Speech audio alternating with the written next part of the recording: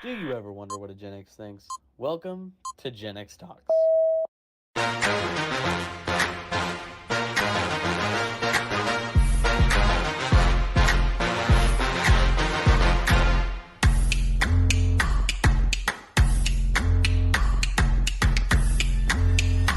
One, two, three, four.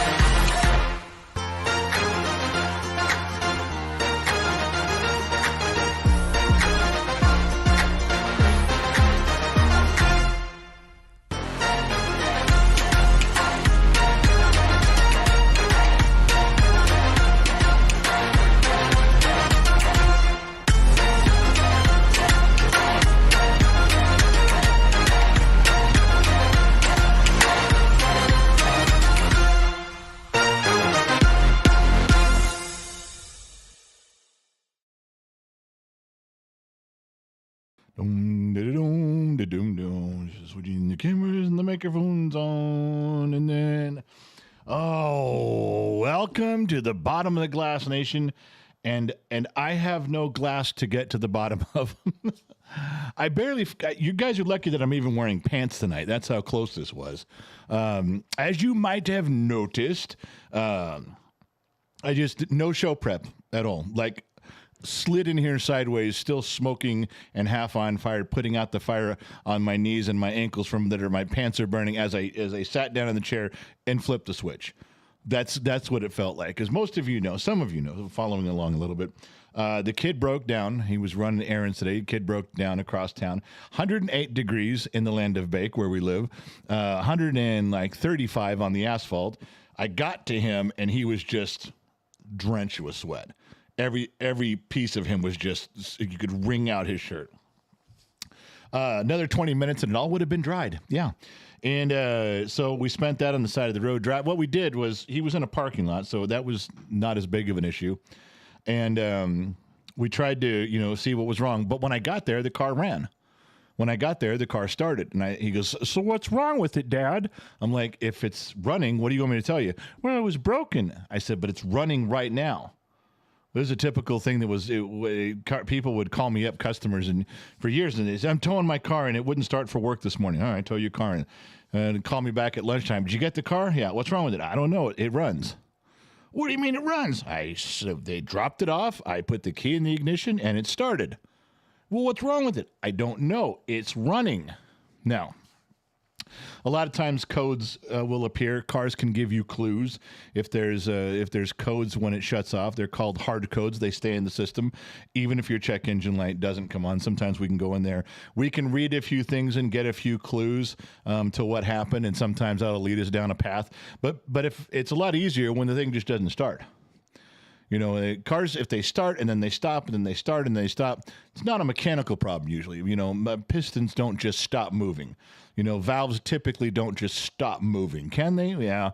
But, it's not often they fix themselves. Mechanical parts, if that's usually good, that usually works. It's something that is quitting. A fuel pump can work for a little bit and quit. A coil can work for a little bit and quit. There's a lot of things that bolt onto the engine that can work one minute and not the other. And eventually they will fail. Along that way, they sometimes give you some clues to what's going on. But in a 1991 Toyota Camry, not a lot of access to computer stuff on there. We get some flash codes, but his check engine light did turn on the way when he was driving. So anyway, we get there and it's running. And so I say, well, let's try to drive it home. We're not super far from home, but stay in the right lane. If something conks out on you, just pull over. But we have some very busy intersections to go through. It's not, and this is the time, rush hour is upon us, and we get to an extremely large, busy intersection. I mean, one of those intersections where the light has to cycle 3 or 4 times before you can get through.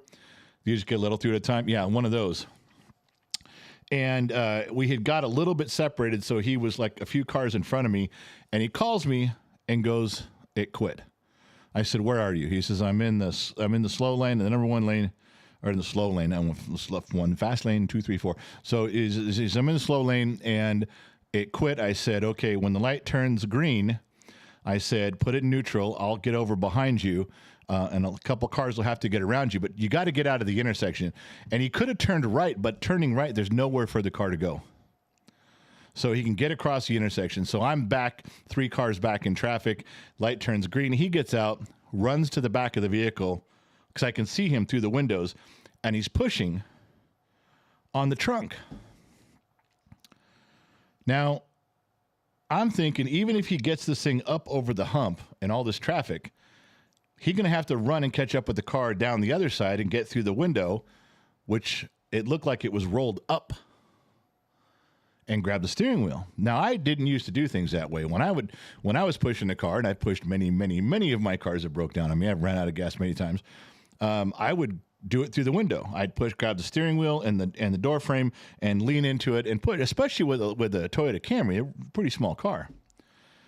But that's not what he did. And as he starts pushing it up there, he can't quite get it up the hill. some dude comes running to help him through his truck in park, and he runs across the intersection. The light's still green, and he starts helping him push, but he's yelling at the kid, get in the car or get to the door where you can steer, because he sees what's coming on the other side, a little bit of a dip. You got to steer because you got to get it off the road. So they're both pushing like crazy, and an ambulance comes. True story. Kids out there pushing this thing, and an ambulance, and I can't help him because I'm 3 cars back. An ambulance comes and is coming at him and going to turn right in front of him. And now he's trying to stop. He's looking at the ambulance driver like, do you want me to keep going or do you want me to stop? And I can see the ambulance driver, and he's making all sorts of weird signals. I mean, that guy, for all I know, that ambulance driver was calling out a steal at second base on the 3rd pitch. I couldn't tell what he was saying. So I really couldn't expect the kid to figure it out either. That's not really fair. The kid had to figure it out. And I'm watching the ambulance driver and watching the kid, and the guy behind has just got his head down trying to help push. And the kid's like, dude, thank you for helping, but there's an ambulance trying to cross our path. So as the guy's having a hard time pushing it up the hill by himself because the kid quit pushing because the ambulance looked like he was going. So eventually, the ambulance driver just floored it, just got mad and weaved around the kid. The kid kept pushing, the guy kept pushing, and got it to the other side. And fortunately, there was a little bit of a driveway for a dirt access to something for, Department of Water or Power or something. And the kid was smart enough to dish it up on that side. And then I got him. And, well... The bad part was I caught the light red because I was watching this. Now I'm the first one. He's over there. He's out of the car, and he's sitting on the trunk. And I'm calling him because I want to tell him, grab your keys, lock the car. I'm first in line, and it's. I'm telling you, there's 200 cars behind me. Let's just pull up. You jump in, and we take off. Now, I just got to the light, and it just turned red. So there's lots of left turn people that got to go. Opposite traffic's got to go. Then our left turn people got to go each way. Then it'll be our turn. Plenty of time for him to answer a phone call. Go to the car and grab his keys. He's sitting on the trunk of his car, looking at me. I'm calling him, holding my phone out the window, shaking it. I'm flashing my headlights at him. He goes, what? I'm screaming, answer your fucking phone. Finally, he goes to answer his phone, but by then, it had gone to voicemail, so I got to call him back. So he tries to call me. I try to call him. He tries to call me. Neither one's getting through because one of us won't hang up. He finally picks up the phone as the light turns green. I go, grab your keys and anything valuable, lock the car, jump in, which is all I wanted to say the whole fucking time. It's all I wanted to say.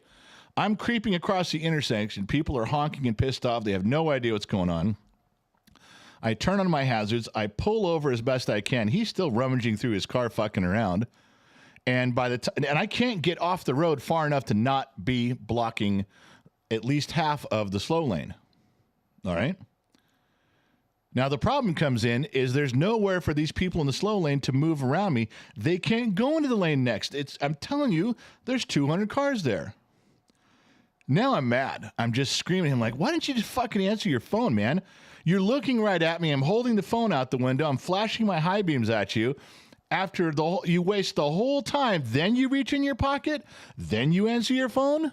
By then it was too late. I mean, I'm mad because this is just fucking dumb. Pay attention to what's going on. If I'm there to help you, pay attention to what I'm doing. So he finally gets in the car and to take off, and everyone's mad, everyone's honking, everyone's pissed off. I'm surprised they didn't just get out and once they saw us leave, just tear the shit out of 8-bit, but they didn't. And then we go back home. I grab some starting flush. I want to see if his fuel pump went bad. I thought if we can, knock it around a little bit and get it going, and we couldn't. I still think it's a fuel issue right now, the way it responded. But then we called AAA, and he's mad. He's mad and he's upset. He's half like, yeah, my life sucks, and half, what does this shit happen? He's just fluctuating between. I'm just letting him go because I'm just thankful he ain't mad at me. Because teenagers get mad at their parents like we did something wrong. So I have to explain to him. I said, look, some parents don't even come get their kids. That's one. Some parents don't have AAA. I included your car in our AAA service. You're welcome. I said, I'm doing a lot that some kids, and I know what you're going to do. You're going to compare yourself to all the kids who have more than you. And there's a lot. But I would say that you should be happy and thankful and grateful for where you're at with stuff. And he wasn't even mad that I was saying that. It wasn't like that wasn't what was on his radar. But he kept oscillating. He kept oscillating between being angry at this whole situation and being emotionally distraught over this whole situation. And whether he was angry or upset, it was his whole life. Goddamn, a whole goddamn life. Really? Your whole life? No, I'm just upset. I'm just upset because everything in my life is messed up. Everything in your life is messed up? And he's trying to understand how I'm being so calm that one of the family vehicles is parked, like creating a problem, and we got to call a tow truck. And I'm like, look, dude, this is the same as taking the kitchen trash out and having the bag break. You go, shit. And then you begin solving the problem, right? You guys with me on that? I'm going to get this trash, it's in the bag, I'll throw it away, and I got to get a broom and a dustpan and pick up the rest and throw stuff away. And then I'll have to go clean up and probably rinse it off where since the dogs don't get his stuff that's splattered on the ground. You just start going through the motions. And I explained this to him as we're driving. I said, look, dude, it's just, we went home, we got this, we tried that. Now we'll call there and get a tow truck home, take it home. Too hot to do anything. Tonight we'll get home, and then tomorrow we'll take a look at, push it in the driveway. And before it gets hot, we'll do that first thing. We'll look around. You see? You just start handling stuff in order. Then he gets into the whole, well, I want another car. I said, well, go get another car. You got some money saved up. Yeah, but it's not for that. Well, it's your money and you want a car. Well, I don't have enough for a car. How much money for a really good, reliable car? I said, I don't know, $10,000. I don't have that. I don't have half that. I don't even have a quarter of that. I said, yeah, that's an issue, He's like, well, my life can't be back in order. My life can't be complete until I have a reliable car. I go, you don't have to do anything. Where do you take your car? You take your car and run errands for me. You go see your girlfriend. Your college classes are pretty much all online. Where do you got to go? You can't function without a car. I need a reliable car. And I said, if you'd have been paying attention, you're almost 18. In the past 4 years, I've tried to teach you some basic automotive stuff. And you've picked up a little bit, but there's a ton you have no idea. Because you just weren't interested. And you're so disinterested, you can't even tell me what's going on. He goes, yeah, I can. I know enough automotive to tell you what's going on. I said, okay. I said, when you first called me, what was wrong with the car? He goes, it wouldn't start. I said, right, it wouldn't start. What was it doing? He goes, well, the starter was bad. I said, the starter was bad. Yeah. That's what he told me, starter's bad.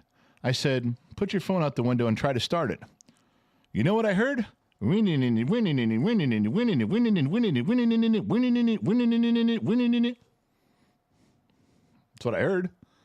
I said, now, if the starter is turning the motor over, trying to start the car, and I could hear it, why would you tell me the starter wasn't working?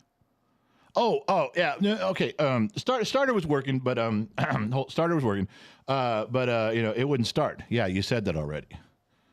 You couldn't get it to catch and run, but it was cranking over. The starter was trying to spin the motor over, right? Yeah. I said, so what are we missing? I don't know. How could you not know? I've been talking about it for 4 years. If your pistons are moving up and down, your starter's going, assuming all of the mechanical pieces are functioning, we need gas, right? We need air filter. Cars have air filters to let clean air in. Cars have fuel filters, let clean fuel in. What's the last thing we need? Spark. I said, so even the most complicated engines, and there's many things that bring you those factors, but you got to have air and fuel and spark. And assuming the mechanical timing part is okay, you're down the road. You can start with the basics. And he's like, oh, I didn't know that. I said, no, because you weren't paying attention for 4 years. I've been trying to show you the basics on a little Briggs & Stratton engine. Take it apart and let's look at stuff. Now he's wishing that he was paying attention because when I'm asking him questions, automotive questions, he didn't really know how to reply. You have to have just a little bit of an understanding to give an answer on how a car is behaving. Yeah. So it was a travesty in his life. It was a meltdown of anger, a meltdown of emotions. It went back and forth between the two. And getting the car and trying to get back here for the show, I lost all of my show prep time. We did not even make a dent in the studio that we wanted to. This thing has taken the last 2.5 or 3 hours or so to get this resolved. I'm not kidding when I say I slid in here sideways and sat down. I did. Turned on the lights. I did have some dinner, a little bit, but here I am. So in all of my glory, all of my splendor and glory. I got a headache right now that I can't even tell you. You guys want to know what else has been going on? Listen to the audio podcast. I don't know if anybody can put up the link for that for tonight. It drops at midnight tonight.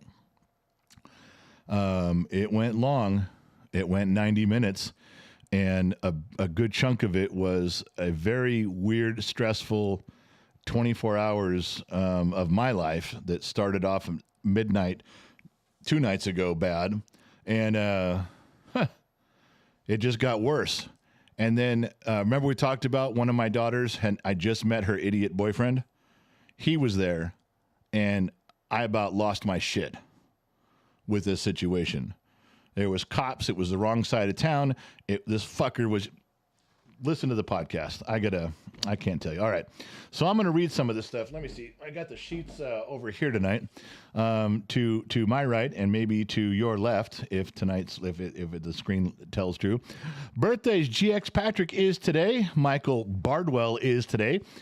Anytime people don't tell me how old they're fucking ancient, man. They're so old they forgot. Werewolf gifted 5 Gen X Talks memberships to Devin SS, the new guy. Wayne Slager, Rashmel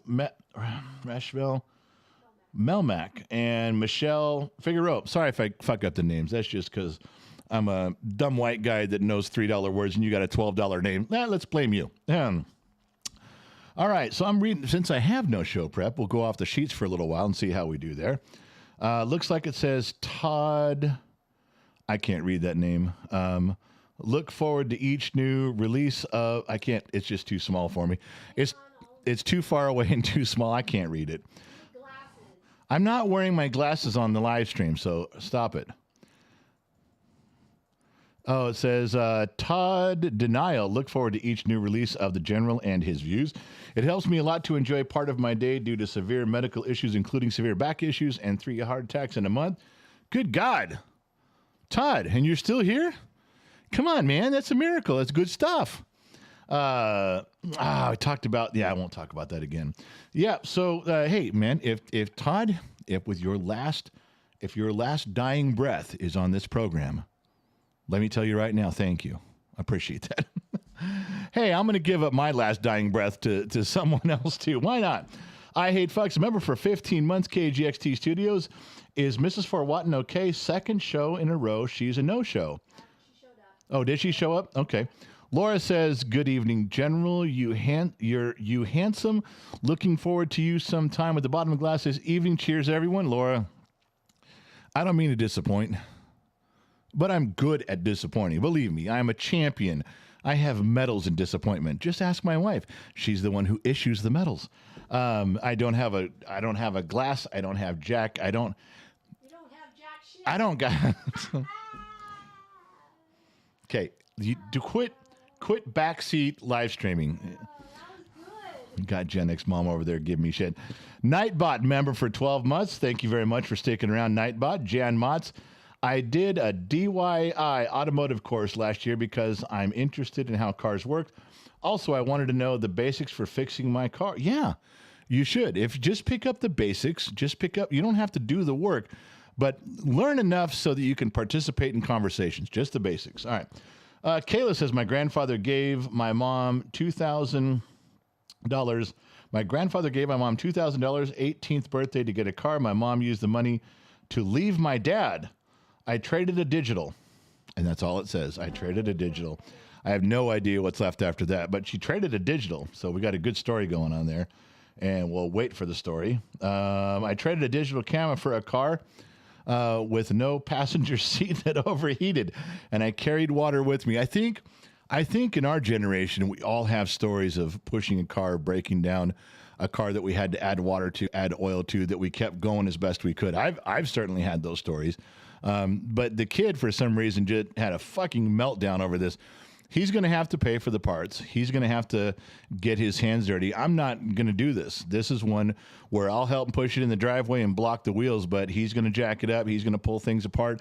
He's going to start tearing it down. He's going to learn why we're running each test, and we'll figure it out. It's a 91 Camry. There's nothing on there that can't be fixed. It's simple. It's one of the more basic cars ever. And there's information and parts still readily available. We'll be fine.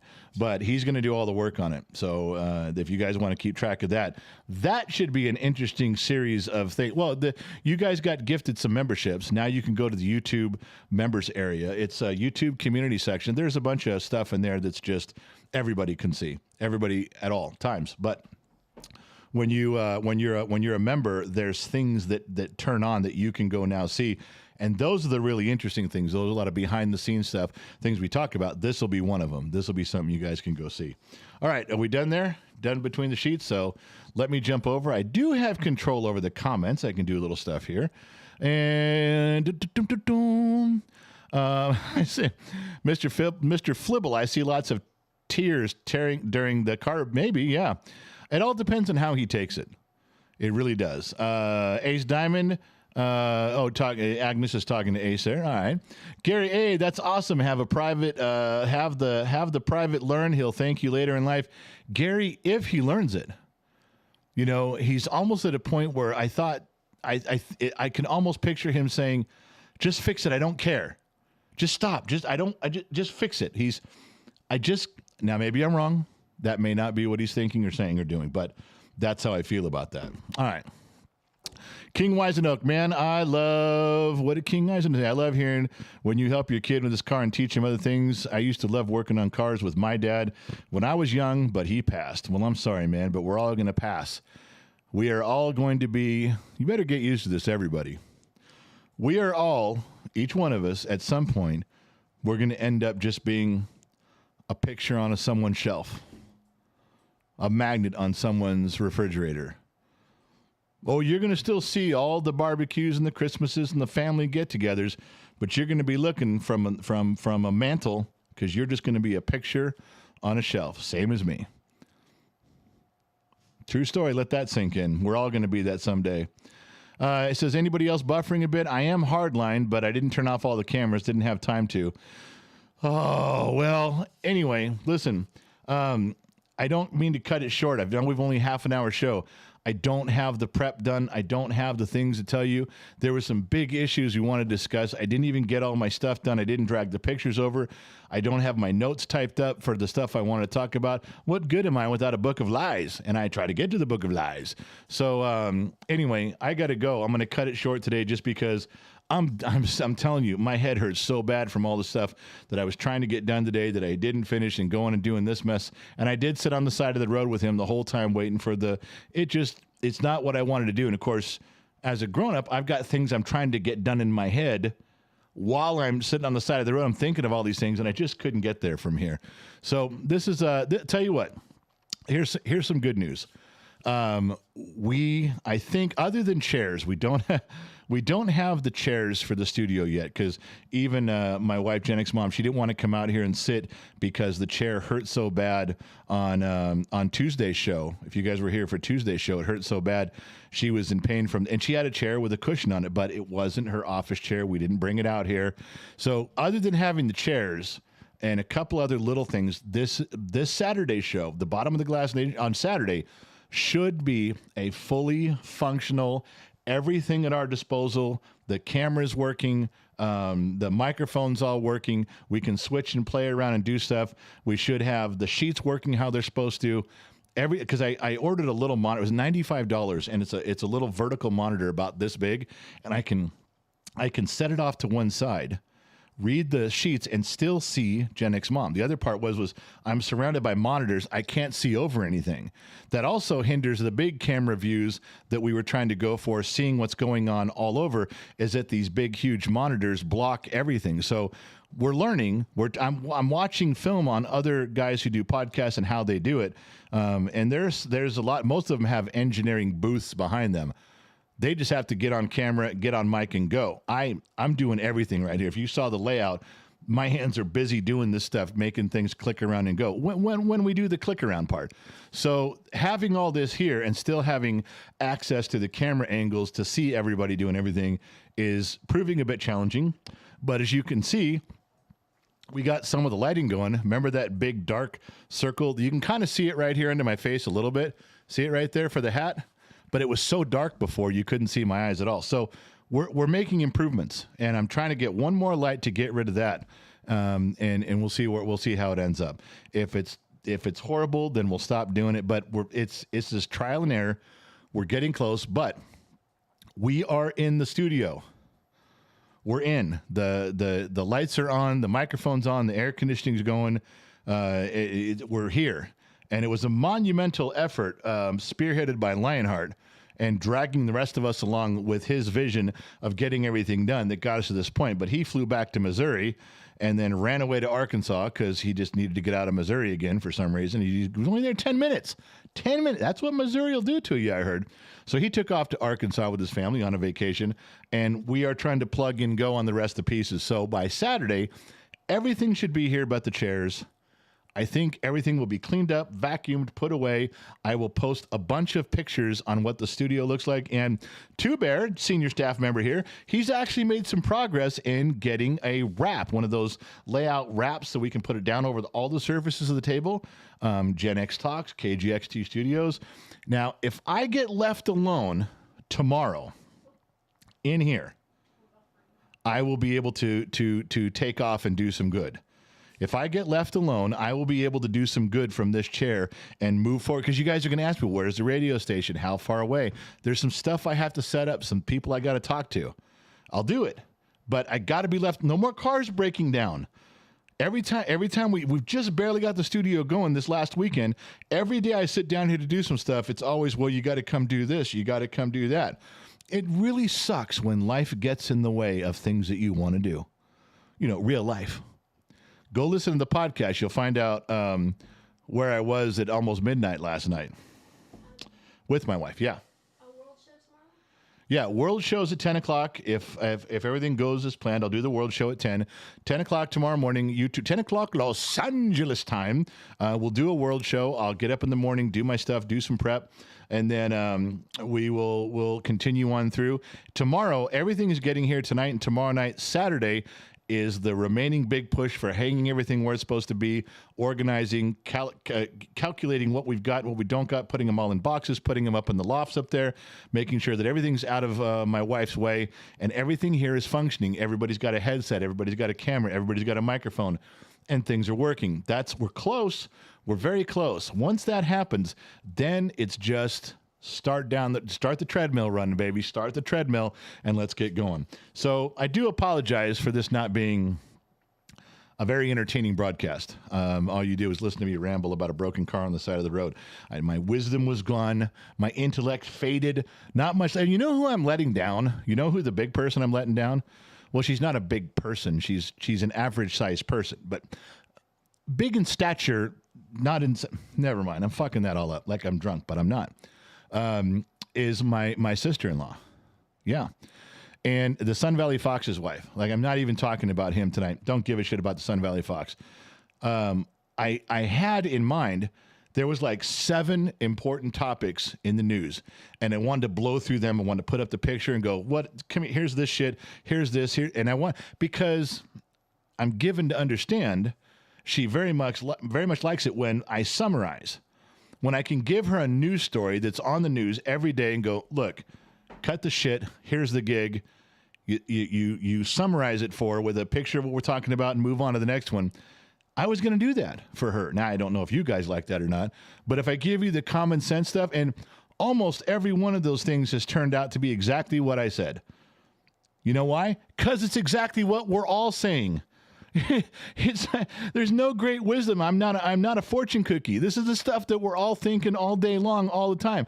Like that Jason Aldean deal. As soon as that hit, and people like calling me and I said, look, this is not going away. That woke movement's going to go after Jason Aldean really fucking hard. And this time, because I keep telling, what have I been telling you guys for a year now? The pendulum is swinging back the other way. We went all the way this way with woke, me too, woke, Black Lives Matter, blah, blah, blah, blah, blah, blah. And everybody just went, okay, we're fucking done. It's exhausting. We're done. We're done supporting your stupidness. We're done. It's ridiculous. We're done. And the transgendered athletes, I can't believe that they finally drew a line in the sand. This is one big topic I was going to get into, and I'm not going to, I won't tip my hand on it, but they finally found their footing on how to stand up to the transgendered athletes ruining women's sports, transgendered going into women's bathrooms, transgenders being forced on our children. It took, there's a lot of conversating, and it popped up here and it popped up there. And finally, somebody grabbed a hold of this and said, I'm going to make a noise now. Ready? They went, enough. And you know what they stood on? Good old-fashioned women's rights. Something so simple. They brought it back to its fundamental and transgender. No. I'm a transgender. I'm a man, transgender, and I'm transitioning into a woman. I want women's rights. I think that was what caught everybody. It was like, well, we can't use the women's rights things. That's what they're using. Their rights as a woman to compete. Their rights as a woman to use those bathrooms. And it had me flummoxed for a long time. That's a real word. If you don't know what that word is, go look it up. Flummoxed is a real word. And so I think we all skipped over it. I did. And about 3 weeks ago, somebody much smarter than me grabbed a hold of that and said, stop. I'm standing up for a woman's right to be in a bathroom without a man staring at her. I'm standing up for a woman's right to compete. I'm standing up for a woman's right not to get the shit kicked out of her in boxing, in wrestling. I'm standing up for women's rights. And then another attorney, then another group, then another organization. They literally ripped it away from the transgendered community. And they said, here is the women's rights and who's going to say no? Who's going to tell them, oh, you can't, your women's rights, you can't teach women's rights. Who cares about it's this transgendered women's rights that we're fighting for their women's rights versus your women's. Do you understand? They finally found a foothold and they dug in, and it's spreading like wildfire, and it's working. Unbelievable. The entire pendulum is swinging the other way. That's just one thing. There's so many things I wanted to bring up for the Sun Valley Fox's wife, for my sister-in-law. So many things I wanted to summarize for her that I was going through. I'm like, oh my God, this makes so much sense. And I'm not there yet, and I don't have my notes, but it's true. What I'm telling you is true. So listen, I got to go. Well, we made it 45 minutes out of the hour. Listen, I do got to go. I got to get out of here. I got to look at the sheets. $250 from PayPal from Mrs. Ford for the new camera. Yes. You know what? Oh, thank God. Because I need one more good camera. One more, and then I think we got this. So that covers it right there. Loud one. Chush and Beautiful Disasters say hi, everyone. They have Beautiful Disasters dad over for his birthday. Chush cooked him steaks. They will see you all on Saturday. Well, ladies, I know you're far away from your guy. He's all the way down there in Florida. You're all the way up there in where you live. live peacefully and wonderfully without him, which is good. I think the little distance between him and Loudon, as you guys and Loudon, good things for a little while. But we got to go. I got to get out of here. I'm looking at my wife, who is suffering over here because she didn't want to be out here today. She's sitting in a gaming chair. She took that one over the wood chair and thought, well, this will be better. Not really. All right, I got to go. I got to get out of here. Thank you guys for showing up. Thank you guys for hanging out. I'm really apologize that things got away from me today. I did not plan on 8-bit breaking down, but that saga will unfold. And by Saturday, we should be in for one hell of a show. One hell of a show on Saturday. That's all I got to say. I ain't saying anything else. Thank you for tuning in. We'll catch you guys on the flip side. That's right. I said it.